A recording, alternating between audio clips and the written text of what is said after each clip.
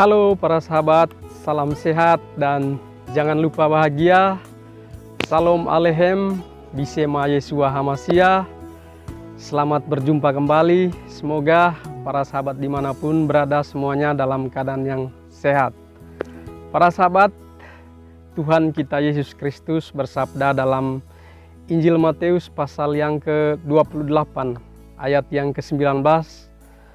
Dia berkata, "Pergilah, jadikanlah semua bangsa muridku, dan baptislah mereka dalam nama Bapa dan Anak dan Roh Kudus."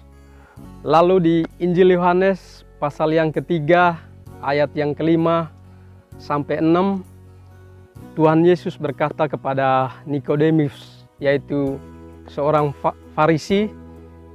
Dia berkata, "Sesungguhnya jika seseorang tidak dilahirkan dari air dan roh, dia tidak dapat masuk dalam kerajaan Allah.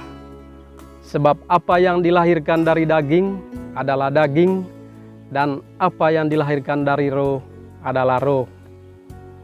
Para sahabat yang dikasihi Tuhan, dalam video kali ini kita akan membahas tema yaitu tentang sakramen baptis menurut Gereja Katolik. Nah, berikut ini ada beberapa pertanyaan yang akan dapat saya jawab, yang akan dapat saya bagikan kepada para sahabat. Yang pertama, apakah sakramen itu? Yang kedua, apakah arti dari sakramen baptis? Kemudian yang ketiga, apa makna dari simbol-simbol yang kita terima pada saat kita menerima sakramen baptis? Dan yang keempat adalah buah apa atau rahmat apa yang telah kita terima saat kita setelah menerima sakramen baptis. Dan yang terakhir adalah kenapa saat kita dibaptis menggunakan nama Santo dan Santa. Untuk itu para sahabat, mari kita simak bersama-sama jawaban berikut ini. Yang pertama adalah apakah sakramen itu? Nah, sakramen adalah tanda atau sarana keselamatan dari Allah Bapa kepada kita umat manusia melalui para pelayannya, yaitu para imam, yaitu romo dan pastor. Kemudian, apakah sakramen baptis itu? Sakramen baptis adalah sakramen yang pertama yang diterima seseorang jika dia hendak masuk dalam Gereja Katolik. Atau sakramen baptis adalah pintu gerbang pertama bagi kita agar kita bisa menerima sakramen-sakramen berikutnya. Kemudian pertanyaan yang ketiga, apa makna simbolis yang kita terima pada saat kita menerima sakramen baptis? Kita tahu pada saat kita dibaptis ada tanda salib di dahi, kemudian ada air, kemudian ada kain putih, kemudian ada lilin, dan yang terakhir ada minyak suci. Nah, para sahabat, yang pertama adalah tanda salib. Tanda salib adalah melambangkan betapa kejamnya dosa yang hadir dalam diri kita sebagai manusia, di mana sejak Adam dan Hawa jatuh ke dalam dosa ketidaktaatan di Taman Eden, maka dosa warisan itu terus diturunkan kepada kita. Nah, apakah dosa warisan itu? Dosa warisan itu jika kita baca di kitab Kejadian pasal yang kedua ayat 17. Di sana dikatakan bahwa Allah menyuruh Adam dan Hawa agar tidak memakan buah pengetahuan yang baik dan yang jahat. Namun Adam dan Hawa melanggar perintah yang disampaikan oleh Allah. Dan upah dari pelanggaran itu adalah maut, yang artinya adalah kematian roh atau kebinasaan. Maka sejak dari Adam sampai kita saat ini tidak ada yang mengalahkan yang namanya kematian. Nah, karena Allah itu kasih, sehingga Ia mengutus putranya yang tunggal ke dalam dunia. Karena begitu besar kasih Allah akan dunia ini, sehingga Ia mengaruniakan anaknya yang tunggal, agar barang siapa yang percaya kepadanya tidak binasa, melainkan memperoleh kehidupan yang kekal. Jadi Allah inkarnasi datang ke dalam dunia melalui Sang Firman yang hidup, yaitu Yesus Kristus. Dengan wafat, kematian, dan kebangkitan Kristus, maka kita yang beriman dan yang percaya kepadanya tidak akan mengalami kebinasaan lagi, melainkan memperoleh kehidupan yang kekal. Itu adalah makna salib yang pertama. Makna salib yang kedua adalah salib adalah tanda kemenangan bagi kita orang yang berdosa. Setelah Yesus telah membebaskan kita atau telah menyelamatkan kita dari dosa, maka kita tidak diperbudak oleh dosa lagi, tidak mengalami kematian kekal lagi. Semua itu berkat kasih dan kemurahan dari Bapa melalui putranya Tuhan kita Yesus Kristus. Itu adalah makna salib yang kedua. Kita lanjut dengan simbol air yang dipercikan di atas kepala kita saat menerima sakramen baptis. Air yang pertama melambangkan adalah kehidupan. Dan yang kedua adalah menyucikan atau membersihkan kita dari dosa. Nah, para sahabat, mungkin para sahabat mengingat kisah yang terjadi pada zaman Nuh, di mana manusia sudah banyak namun kejahatan merajalela. Oleh karena itu Allah pun menyesal telah menciptakan manusia, sehingga dia pun mengirim air bah, dan yang tersisa adalah keluarga Nuh. Semua manusia yang jahat, semuanya dilenyapkan dari atas muka bumi. Jadi air adalah membawa keselamatan bagi kehidupan Nuh yang selalu mengikuti kehendak Allah. Kemudian yang kedua, kita ingat kisah pembebasan umat Israel dari Firaun, dari perbudakan di Mesir, di mana di Laut Merah mereka selamat oleh karena air laut, sehingga semua tentara-tentara Firaun, tentara Mesir tenggelam dan semuanya tewas. Jadi air juga menyucikan umat Israel dari dosa perbudakan Firaun di Mesir.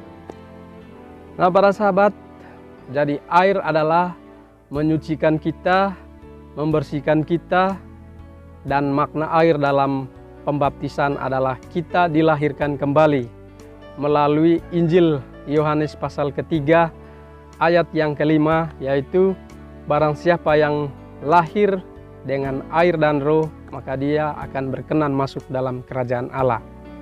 Nah, para sahabat, jadi air adalah memberikan kehidupan atau membuat kita lahir baru, menjadi manusia yang baru. Itu, dan air juga adalah melambangkan di mana kita umat manusia adalah tidak henti-hentinya melakukan perbuatan dosa. Tetapi rahmat Allah, yaitu pengampunan Allah, selalu terbuka bagi orang yang mau bertobat, seperti air yang terus mengalir untuk membersihkan kita dan menyucikan kita. Kemudian kita lanjut dengan kain putih. Para sahabat, makna kain putih adalah melambangkan kita sudah hidup baru, hidup suci. Jadi kain putih adalah Yesus Kristus sendiri. Marilah kita kenakan Kristus yang suci, yang tidak pernah mengenal dosa di dalam kehidupan kita setelah kita lahir menjadi manusia yang baru. Kemudian lilin yang bercahaya melambangkan terang Kristus. Jadi kita mengambil bagian menjadi anak-anak terang oleh karena terang Kristus ada di dalam diri kita, yaitu sudah menjadi manusia yang baru.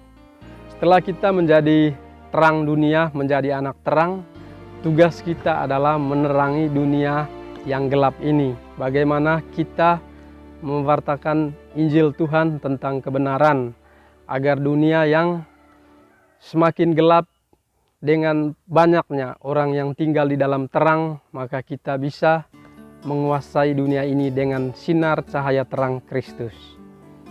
Kemudian yang keempat adalah minyak suci. Nah, minyak suci melambangkan kehadiran Roh Kudus untuk memberikan kekuatan kepada kita. Mungkin kita ingat di Injil Yohanes dikatakan saat Yesus sebelum naik ke surga, dia berjanji kepada para rasulnya atau para muridnya bahwa dia akan mengutus penolong yang lain untuk memberikan mereka kekuatan, untuk menghibur mereka, untuk mengajar mereka, untuk menuntun hidup mereka. Jadi minyak suci adalah melambangkan kehadiran Roh Kudus untuk menguatkan kita agar kita tetap taat dan setia di dalam jalan kebenaran sesuai dengan kehendak Tuhan. Nah, para sahabat, itu adalah 4 simbolik atau simbol-simbol yang kita terima pada saat kita menerima sakramen baptis. Dan mungkin yang terakhir dalam upacara penerimaan sakramen baptis, kita juga dianjurkan oleh gereja untuk menyiapkan nama santo atau nama santa. Nama santo dan nama santa gunanya adalah agar santo atau santa yang menjadi teladan hidup kita di dalam kita menjalani kehidupan bersama Tuhan. Dan kita juga percaya santo dan santa akan mendoakan kita di hadapan Tuhan. Nah, para sahabat, kita lanjut ke pertanyaan berikutnya. Kira-kira buah atau berkat apa yang kita terima pada saat kita setelah menerima sakramen baptis? Yang pertama adalah rahmat pengampunan. Rahmat pengampunan, kita diampuni segala dosa asal kita, yaitu dosa dari nenek moyang kita Adam dan Hawa. Yang kedua, dosa perbuatan kita atau dosa perilaku kita setiap hari diampuni oleh Tuhan. Gereja mempercayai setelah kita dibaptis dan pada saat kita meninggal dunia, maka kita akan langsung masuk dalam kerajaan surga. Kemudian buah rahmat yang kedua setelah kita dibaptis adalah lahir baru atau menjadi manusia yang baru. Menjadi manusia yang baru, maka kita akan menjadi anak-anak Allah. Kita menjadi anggota Kristus. Kita memiliki atau menjadi ahli waris surga seperti Kristus atau bersama Kristus. Kemudian kita juga menjadi bait Roh Kudus, yaitu tubuh kita adalah bait Roh Kudus. Bagaimana kita menjaga kesucian, kekudusan tubuh kita. Kemudian buah atau rahmat berikutnya adalah pengudusan. Pengudusan ini adalah di mana Roh Kudus akan selalu memberikan kekuatan kepada kita, mengajarkan kita agar tetap setia kepada iman kita, dan juga memberi pengharapan kepada kita dan mengajarkan kita tentang kasih. Kemudian buah rahmat yang terakhir adalah mewartakan Injil sampai ke ujung dunia adalah amanat agung Kristus. Nah, bagaimana kita menjadi anggota gereja, kita sah menjadi warga gereja Katolik. Nama kita tercatat di KBG, kemudian di lingkungan, dan tugas kita adalah menjalankan amanat agung Yesus, yaitu mewartakan Injil sampai ke ujung dunia. Nah, para sahabat, demikianlah video kali ini tentang sakramen baptis yang ada dalam gereja Katolik. Semoga video ini menjadi berkat dan manfaat bagi saya maupun bagi iman para sahabat. Salam sehat, tetap semangat, jangan lupa